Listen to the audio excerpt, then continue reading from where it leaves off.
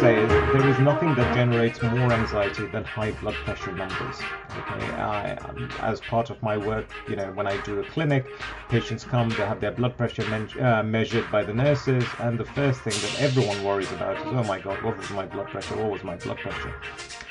And what I wanted to try and do is try and make things slightly clearer, because I don't think the numbers are that important.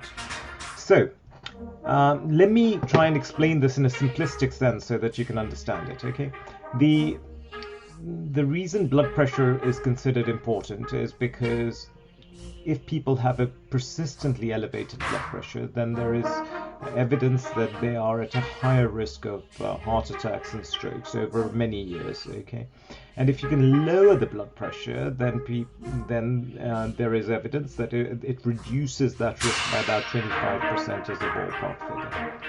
However, it is not as straightforward as just lowering the number. So in blood pressure, we realize that it's far more important as to who you are and what your other risks are, which decide your risk of stroke.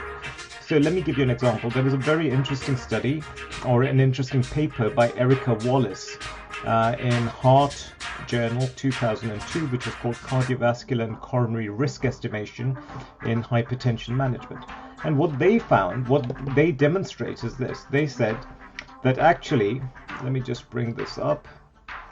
Yeah, they took two patients, they demonstrated two patient groups. Okay, both patients had a blood pressure of 150/96. But patient A was young, she was female, she had low cholesterol, she was a non-smoker, she didn't have diabetes. And in her, the risk of having a problem in 10 years was incredibly low. In fact, you would have had to treat 321 people with blood pressure medications to make any difference to one person. However, there was another patient with the same blood pressure of 150/96. He was male, he was much older, 65, his cholesterol was high, he was a smoker, he was diabetic.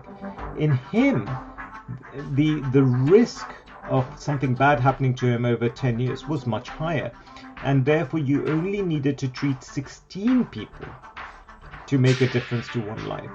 So what this goes to show is it's not the blood pressure that is important, it's all the other things. It's the age, it's whether you have diabetes, it's whether you smoke, it's whether you're sedentary.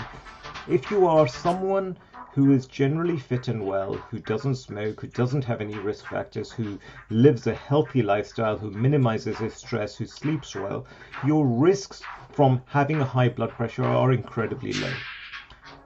If, on the other hand, you do all those things which are actually bad for our health, including being overweight, smoking, being stressed, not sleeping, being diabetic, etc., then the risk is much higher. And therefore, what I'm trying to get across is that the number is not important. What we shouldn't be doing is focusing on, oh my God, this is my number, I need to get that down. What we should be concentrating on is the general state of our health and thinking, okay, well, if I'm sedentary, then I need to get more exercise. If I'm stressed, I need to minimize my stress. If I smoke, I need to cut that down. Trying to move from being an unhealthy person to a healthy person makes a far bigger difference to our overall risk compared to just reducing the number